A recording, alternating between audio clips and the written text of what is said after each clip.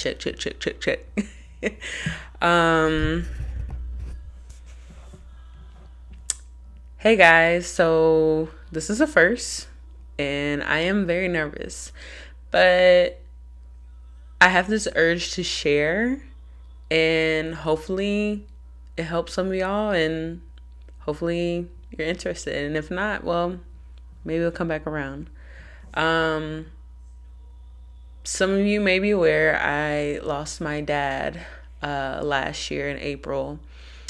And y'all, grief is a crazy thing. And it's really interesting because you hear about it and you may have friends or other loved ones who have this process of grief that they go through, but you don't realize how wild of a ride it really is until you go through it. And I'm learning that now. One day you're great and everything's going amazing. And the next day, it's a Thursday, you're at work in the bathroom stall crying. And I'm talking about myself. if you weren't sure, picked up on that. That was definitely me today. And I think that's why I wanted to make this video, because I had some realizations today going through that. So first of all, I'm learning that grief has its waves and it's a roller coaster. And I'm learning that in grief, it's okay to not be okay. It's okay to miss that loved one, and in my case, my dad. It's okay to have those moments. I feel like in the beginning that I thought that I had to have this persona and have this happy smile and mask on that people expected out of me. And I felt like in the beginning, it's understandable because it may have just happened and it's still early. But I thought, at this place where I'm at now, 3 more months until it'll be a year, that I want to have these moments. And me, in my mental, for my mind, I feel like I'm always wanting a why, or for there to be a rationale as to what makes me have this moment of crying in the stall at work. And I realized that you don't have to have a trigger. Nothing has to happen. Nobody has to say something specific for you to have a moment of missing your person. And today really showed me that because nothing happened at work. I mean, work's frustrating always. Like, that's just life. But nothing particular happened that made me say, oh, this made me think of my dad. It just, all the emotions came. And immediately in my mind, I'm like, all right, don't cry. You're at work. Like, hold it together. And I'm realizing that it's okay to take that moment. It's okay to go in the bathroom, go in the stall, cry, gather yourself, and then go back into work. And it's an ever learning process that I see that now. Another tip that not necessarily a tip, but another thing that I'm learning is that having your people and having your village around you is so important. I'm naturally a people person. If you know me, I love people and talking and just having connections and relationships with people. And in my process, I find myself sometimes isolating and pushing people away, and not in the sense of cutting myself from the whole world, but just like, I don't want to talk to anybody right now. And I'm learning the balance of the two of, hey, don't just not talk to anyone and ghost everybody and nobody, not picking up calls, not answering texts, but saying, hey, I'm not really in the mood to talk at the moment. I appreciate you reaching out. I will get back to you when I'm in a better place to talk. It's learning that people are reaching out because they love and they care about you.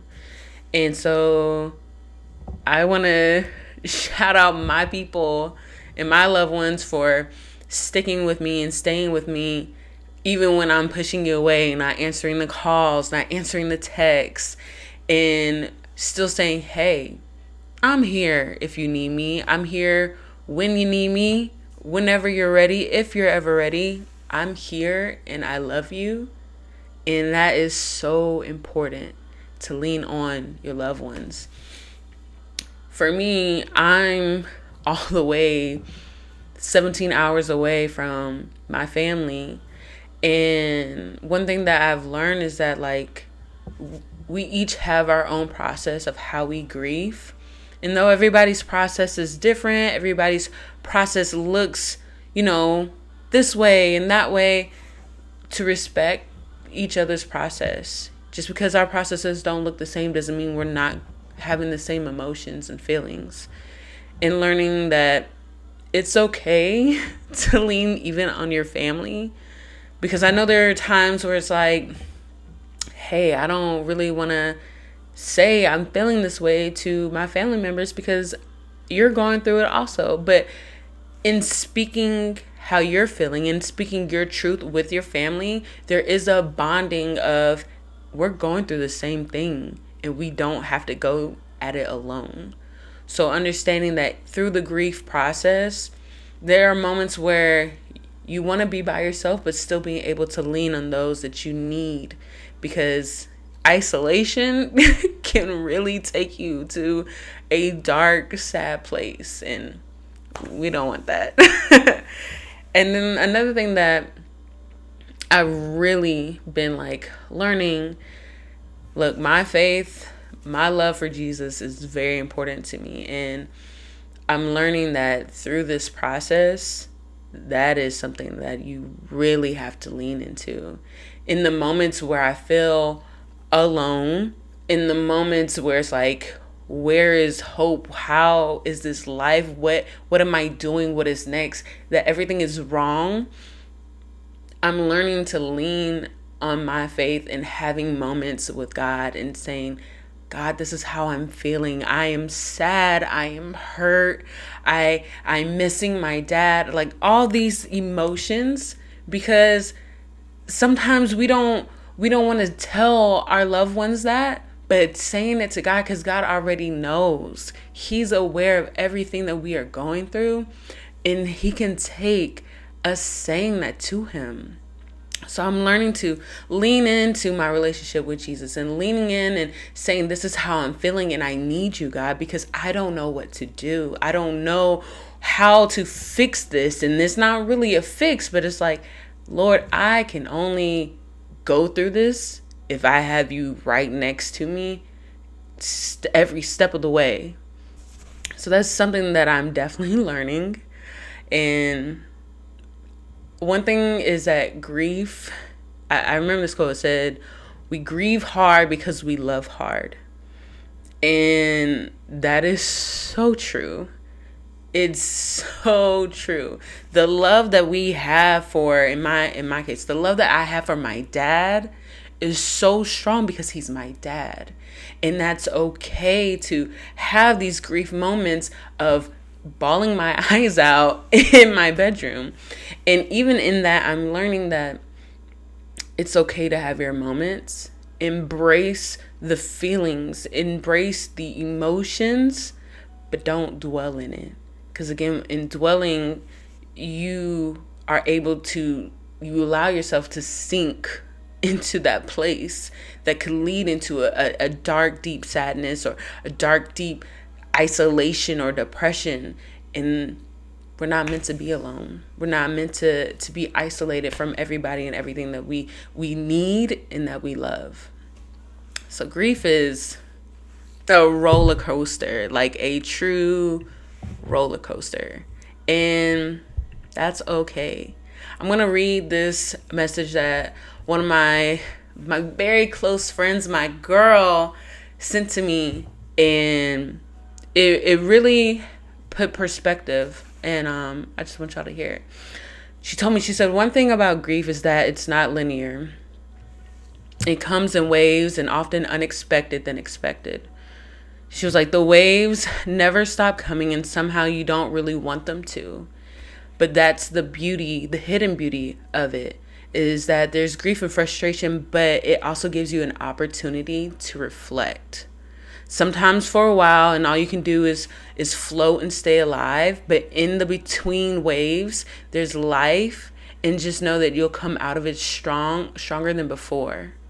So I just wanted to leave that with you guys, that through the waves, through the roller coaster, live in those great moments. Acknowledge the happy moments and the happy days and the days that have you excited, because at the end of the day, we still have to live. We can grieve in our moments, and we can have our days of sadness, but the next day, wake up, live, and enjoy the life that we have, and the life that my dad will want me to have and to live. Because we have to. And so that's really all I had. This wasn't planned, and I have no format or anything, but I just wanted to let you know that grief is a process. Live in the now. Reflect on the great times, but continue to make great moments throughout your life. Embrace your feelings and know that you're loved. I love you. Jesus loves you. So